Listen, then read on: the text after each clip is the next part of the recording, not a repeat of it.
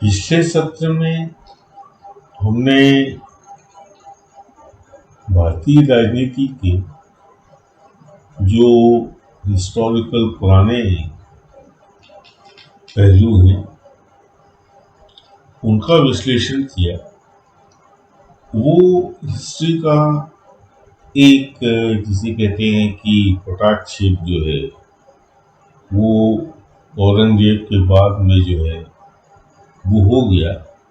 और भारतीय राजनीति में उस समय जो है ना दूसरी शक्तियों का उद्गम जो है उसका नए हीरो या आप कहें प्रतीक चिन्ह जो है वो मराठा युग में चालू हुआ, जिसका श्रेय जो है शिवाजी महाराज को। शिवाजी महाराज और उसके बाद में उनके पेशवाओं ने मराठा शक्ति का बहुत विकास किया। बड़ा भारी भूभाग जो है ना उनके नियंत्रण में आ गया और लगभग 200 वर्ष उन्होंने जो है अपने प्रभाव क्षेत्र में न केवल विकास किया मगर एक संगठित शक्ति के रूप में उन्होंने विदेशी आक्रामकों के साथ संघर्ष किया। केवल महाराष्ट्र नहीं, गुजरात, मध्य प्रदेश, राजस्थान और साउथ के भी कुछ भागों में इनका अच्छा खासा प्रभाव था, जिसका प्रभाव आज हम महाराष्ट्र में हो रही जो भी घटनाएं हैं उसके ऊपर देख सकते। महाराष्ट्र की राजनीति भारतीय राजनीति का ही एक अंग है और उसमें जो कुछ भी हो रहा है इसका एक अलग उसका महत्व है। हम बात ज़्यादा अपनी जो मॉडर्न सिविलाइजेशन की बात करते हैं कि अंग्रेजों के जाने के बाद या अंग्रेजों के रहने उनने जो एक शासन व्यवस्था हमको दी वो भी उसका भी योगदान बहुत भारतीय सभ्य राजनीति पर पड़ा। और वो सबसे बड़ा असर ये था कि जनतंत्र का पहले जो एक राजतंत्र होता था, एक नए तंत्र पर जिसे हम लोकतंत्र कहते हैं, उसका श्री गणेश भी अंग्रेजों ने हमारे यहाँ किया। और इसकी एक खासी जो व्यवस्था थी कि बहुमत के आधार पर जो है आपका शासन तंत्र स्थापित होगा, यानी बहुमत जिसको चाहेगा उसका वो अपना मताधिकार जो है ना उपयोग करके किसे शासन की सत्ता के सूत्र सौंपना है इसका निर्धारण जो है बहुमत करेगा। तो ब्रिटेन में जो है एक पार्लियामेंट सिस्टम उन्होंने डेवलप किया था अपने यहाँ। आज भी जो है ना वो उसके ऊपर गर्व करते हैं। तो वही सिस्टम जो है ना पार्लियामेंट सिस्टम जो है जिसे हम संसदीय व्यवस्था कहते हैं और उसके साथ में अलग अलग स्टेट बने और उन स्टेट में भी लगभग इसी आधार पर जो है ना विधानसभाएं और बाद में हमने उसके और भी नीचे जाके पंचायती राज ये सब चीज़ें जो है ना हमने उसमें और अपना जो है ना योगदान देके प्रजातंत्र को स्थापित करने का प्रयास चलती। अब वही बात जो है ना सामने आगे टकराव की कि दो सभ्यताएं तो पहले भी थी, आज भी हैं। एक वर्ग चाहता था जो अल्पसंख्यक था उसकी संख्या नहीं थी, और दूसरा वर्ग जो जिसके पास स्पष्ट बहुमत था,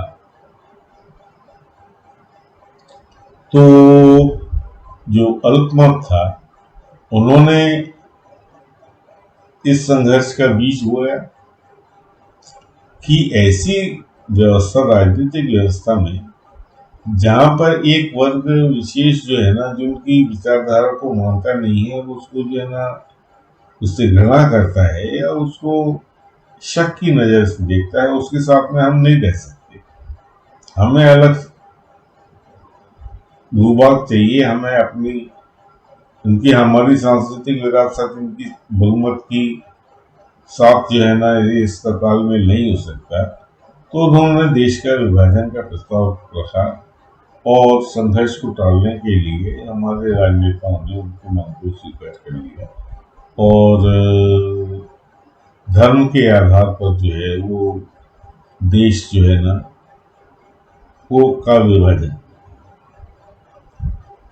ठीक है, उसमें कोई वैसे था तो निश्चित, क्योंकि धर्म के आधार पर शासन नहीं चलता उसके हिसाब से, और आधुनिक शासन की व्यवस्था तो धर्म पर आधारित हो ही नहीं सकती। इसका विभाजन जो है अस्वीकार यूरोप में बहुत पहले के चर्च को जो है ना वहाँ की शासन व्यवस्था से अलग कर दिया गया था और उनको एक प्रकार से किसी तरह से शासन व्यवस्था में हस्तक्षेप करने का कोई उनको वहाँ के चर्च को अधिकार नहीं था।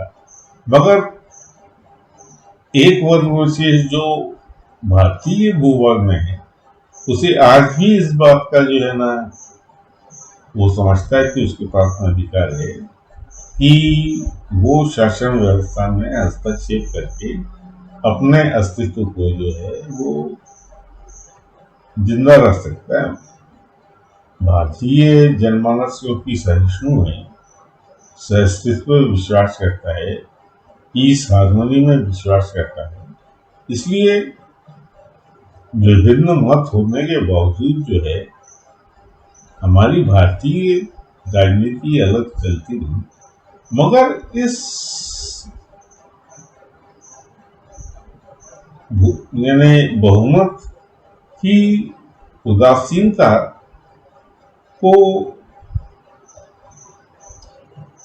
जो आजादी के बाद में जो राजनीतिक दल हैं उन्होंने अलग अलग तरह से उसको जो है ना अपने फायदे के लिए कि बहुमत में जो है, जो मेजॉरिटी है वो क्योंकि तटस्थ है और जो माइनॉरिटी है वो एक तरफ उनके अस्तित्व का एक खतरा है और इस खतरे को और अधिक जो है ना बढ़ाकर उन्हें आतंकित करके उन्हें एक वोट बैंक के रूप में जो है ना उपयोग करके बहुमत को हासिल किया जा सकता है और ये व्यवस्था जारी रखी जा सकती है। ऐसा आज हम इस चीज को यानी कि विभिन्न जो एंटरिस्ट हैं इसको कहते हैं कि वोट बैंक की पॉलिटिक्स का हमारे यहाँ श्री गणेश हुआ कुछ समय तक तो चलता रहा, मगर एक सीमा के बाद में बहुसंख्यक वर्ग को चलने लगा कि उनके हितों की रक्षा नहीं हो रही है और जो अल्पसंख्यक हैं उन्हें किसी तरह से भी जो है ना संतुष्ट करने का प्रयास किया जा रहा है। उन्हें ये चीज उचित नहीं लगी, तो एक विपरीत विचारधारा जो अपने आप को मेजॉरिटी से संबंधित उनके हितों की रक्षा के लिए, क्योंकि हर क्रिया की प्रतिक्रिया हो, चाहे वो राजनीति हो या कोई भी चीज हो। जब एक क्रिया जो है उसकी सीमाओं का उल्लंघन किया जाने लगा, तो प्रतिक्रिया के रूप में बहुसंख्यक वर्ग ने अपने आप को संगठित करने का प्रयास किया।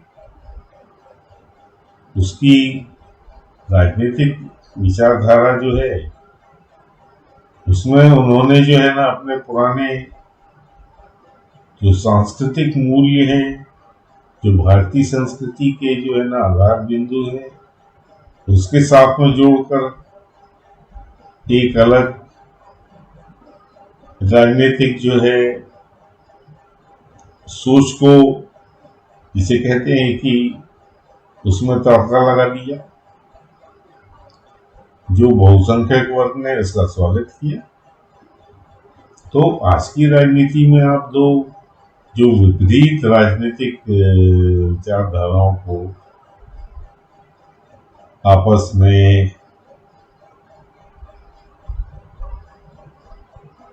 टकराव तो मैं नहीं कहूंगा, क्योंकि प्रजातंत्र में इस तरह टकराव नहीं होता, मगर मतदाता को अपने ओर आकर्षित करने का तो प्रयास करता है, और शासन का सूत्र हासिल करने का प्रयास तो हर राजनीतिक दल का लक्ष्य होता ही है।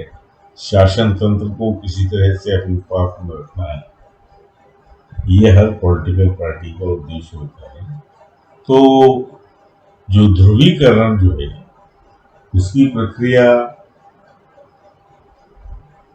जिसे हम कहते हैं कि जिसे प्रतिक्रिया थी, उसका श्री गणेश तो हो गया। आज बहुत स्पष्ट है, भारतीय जनमानस जो है, भारतीय मतदाता जो है, दो भागों में विभाजित तो हो गया। क्या भारतीय राजनीति के इस नए अध्याय का कोई अंत है? अगर आप निरपेक्ष भाव से देखें तो आप पाएंगे कि बहुमत जो है, जो मेजॉरिटी है, आप उसमें कुछ समय के लिए तो भिन्नता पैदा कर सकते हैं, कुछ समय के लिए तो आप उनको अलग अलग वोट बैंक में विभाजित कर सकते हैं, मगर दीर्घ काल में, क्योंकि सांस्कृतिक मूल्य जो है, जो जिसे हम कहते हैं कि बिलीफ्स जो हैं, उनको आप अलग अलग नहीं कर सकते। अगर आप कहें कि शिवाजी केवल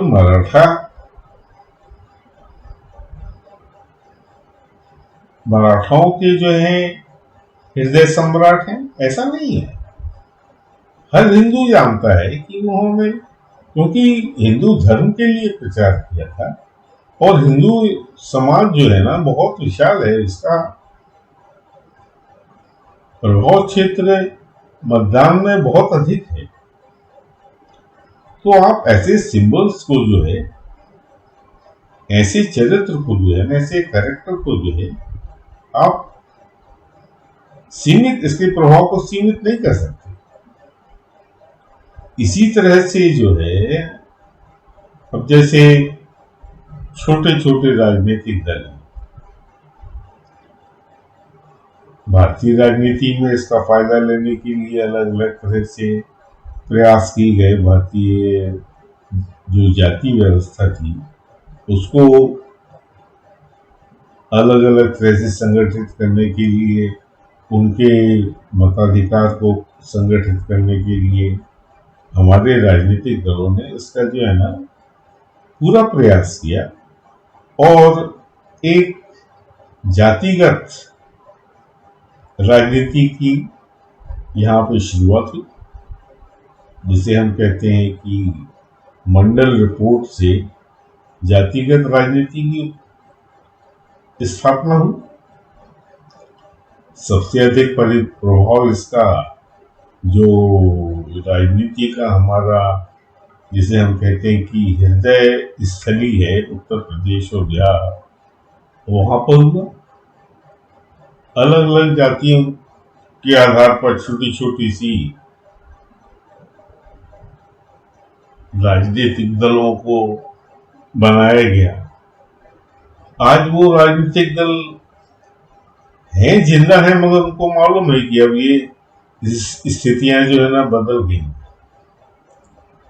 अब आज जो शिक्षा का प्रसार हो रहा है, जो समृद्धि का विकास हो रहा है, जो विकास की प्रक्रिया में जो सारे वर्ग जो है ना, सारी जातियां जब अपने आर्थिक विकास की तरफ ज्यादा ध्यान दे रही हैं, बजाय इसके कि वो किस जाति के, जब उस दिशा में आगे बढ़ेंगे और उनका बिलीफ सिस्टम वही है, वो भी भगवान राम को मानते हैं, वही भगवान कृष्ण को मानते हैं, वही मंदिर जाते हैं, तो उनका झुकाव अंततः कहाँ जाएगा, भविष्य में भी कहाँ जाएगा। जैसे मैं आपको उदाहरण के तौर पर बताऊं कि यादव राजनीति उत्तर प्रदेश में और यहाँ तक कि बिहार में भी जो है इसका प्रभाव है। यादव कौन थे? वो कहते हैं अपने आप को कि हम श्री कृष्ण के वंशज हैं। उनकी जातीय अवस्था जो है ना, क्योंकि कृष्ण यादव थे, तो वो अपने आप को भगवान कृष्ण से भी जोड़ते हैं। हिंदू तो है और मगर वही वोट बैंक की राजनीति। उन्होंने कहा कि अगर इसको एक वर्ग विशेष के साथ में जोड़कर हम सत्ता हासिल कर लेंगे, बहुमत हासिल कर लेंगे, इसी तरह और दूसरे मंडल राजनीति का जो जिसे कहते हैं कि बेसहारा वर्ग को अलग राजनीतिक दल में हम उन्होंने बनाया, वो जो है ना दलितों का, पिछड़ों का वोट हासिल करने के लिए। मगर जब वो दलित नहीं माने जाएंगे, समाज जो है ना, जाति व्यवस्था खत्म हो जाएगी। आज मेरे घर में कौन भाई किस जाति की आ रही है, काम करने वाला कौन आ रहा है, खाने बनाने वाला कौन आ रहा है, जब ये कोई भेद ही नहीं है। जब आप रेस्टोरेंट में जाके जो है ना खाना खा रहे हो, तो क्या आप इस बात की जांच पड़ताल कर रहा है कि जो कुक जो है वो अछूत है? तो ये सब बुराइयां जो है ना समाज की धीरे धीरे जो है ना वो खत्म हो रही हैं, आगे जाके बिल्कुल खत्म हो जाएंगी। जो पहले वैवाहिक संबंध थे, वो जातियों के बीच अंतरजातीय विवाह होते नहीं थे, मगर आज कोई भारतीय युवक जो है ना इन सब बातों से, इन सब पक्षपात से जो है ना अपने आप को इसके बारे में सोचता ही नहीं है। किसके घर में किस जाति की कौन सी बहू आ रही है, किस जाति का दामाद जा रहा है, इसके बारे में कोई चर्चा ही नहीं करता। तो ये सब बदलाव जो है ना, जो हमारा मध्यम वर्ग है वहां तो हो भी गया है। अब नीचे भी जो है ना गांवों के स्तर पर जो है ना ये सब विपरीत जो है ना खत्म हो गए। अब पंचायत चुनाव जो है उसमें जो भी सरपंच है उनका चुनाव जो है ना, आप नहीं कह सकते कि सब उच्च जाति का ही होगा। आदिवासी लोग जो है ना बड़े आराम से, महिलाएं, आदिवासी महिलाएं जो है ना पंच, सरपंच और ग्रामीण व्यवस्था में अपना योगदान दे रही। तो ये सब जो है ना आगे आने वाले भविष्य की ओर संकेत देते हैं कि एक अलग तरह की जो सामाजिक व्यवस्था होने वाली है। और साइंस एंड टेक्नोलॉजी के डेवलपमेंट में तो जो है ना ये बैरियर बिल्कुल ही खत्म कर दिया। आज मोबाइल हर थोड़ा सा भी जिसके पास में पैसा है उसके हाथ में मोबाइल है, वो जागरूक हो गया है और आर्थिक लेन देन और आर्थिक प्रक्रिया की आर्थिक विकास की प्रक्रिया में अपना योगदान दे रहा है। तो ये सब घटनाएं जो है ना साथ साथ हो रही है, तो भारतीय राजनीति पर इसका असर होना जो है ना अनिवार्य है और पड़ भी रहा है। और जिन्होंने इस तथ्य की अवहेलना करी उन्हें आज भी अगर ऐसा लगता है कि वोट बैंक की राजनीति की जा सकती है और इसका कोई भविष्य अगर वो देख रहे हैं, तो निरपेक्ष भाव से मैं ये कह सकता हूं कि ये उनका निष्कर्ष जो है वो गलत है। इसका दुष्परिणाम जो है जितना पढ़ना था पढ़ चुका है।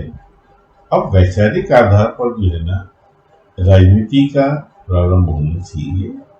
क्या सही है क्या गलत है। अगर हमारे देश के प्रधानमंत्री, जब ये बहुत छोटी सी घटना है मगर उसका मैं जस्ट जाते जाते जो है ना आपको उल्लेख कर दूं कि संसदीय जो सेंट्रल विस्टा है उसके ऊपर जो है ना एम्ब्लेम जो है हमारे यहाँ का जो है ना अशोक लाट की ऊपर जो है 4 सिंह और नीचे चक्र, ये प्रतीक चिन्ह है। ऐसे हजारों प्रतीक चिन्ह हैं, मगर उस प्रतीक चिन्ह को क्यों हमारे यहाँ अपनाया गया। ये अशोक एक महान शासक के रूप में, एक शक्तिशाली शासक के रूप में एक हिस्टोरिकल फैक्ट है ये। तो उसकी अशोक की लाट की सिंह को अगर सेंट्रल विस्टा के पार्लियामेंट में जो है ना अगर उसको स्थापित किया जाता है और भारतीय प्रधानमंत्री अगर उसके पूजा पाठ के साथ में अगर उसकी स्थापना करते हैं, तो उसमें विरोधाभास का या इस पर राजनीति करने का क्या तात्पर्य। आप घर में भी जो है ना अगर आधार रखते हैं तो एक नारियल फोड़ते हैं, पूजा में भी नारियल फोड़ते हैं और बिना पूजा पाठ के हमारे यहाँ कोई भी शुभ कार्य शुरू नहीं होता। और अगर इतने महत्वपूर्ण प्रतीक चिन्ह को अगर हम स्थापित कर रहे हैं और उसके साथ में अगर कुछ मंत्रोच्चार कर रहे हैं, तो इसमें राजनीति करने का अगर कोई प्रयास करेगा तो उसको भारतीय जनमानस जो है उसको स्वीकार नहीं करेगा। वो उसकी इस हरकत को जो है ना वो घृणा की दृष्टि से देखेगा कि इनकी इस पर राजनीति एक पूजा पाठ के ऊपर, एक प्रतीक चिन्ह के ऊपर कि शेर शांत है या दहाड़ रहे हैं। अजीब ये इस तरह की चीजें ना उपहास का विषय बन जाती है। खैर मेरा उद्देश्य उपहास करने का नहीं है, मैं तो आपको सिर्फ भारतीय राजनीति की वर्तमान स्थिति की एक निरपेक्ष व्याख्या कर रहा हूँ। भारतीय राजनीति में और भी घटनाएं हो रही हैं जो समाचार बन जाती हैं और बड़ा समाचार बन जाती हैं, उसका भी हम विश्लेषण आगे जारी रखेंगे। मगर भारतीय राजनीति के इस मूलभूत चरित्र को समझे बिना हम अपने भविष्य की ओर अग्रसर, जिसे कहते हैं कि पीसफुल, एक म्यूचुअल अंडरस्टैंडिंग, सह अस्तित्व, यानी इन सब बातों को इसी बात आधार पर जो है ना निर्धारित किया जा सकता है कि पॉलिटिकल जो विचारधारा है, जो राजनीतिक विचारधारा है, उसको सभी वर्गों के साथ में सामंजस्य उसका बैठाया जाए और बहुसंख्यक को तो उपेक्षा उसकी करना प्रजातंत्र में संभव क्योंकि है ही नहीं, तो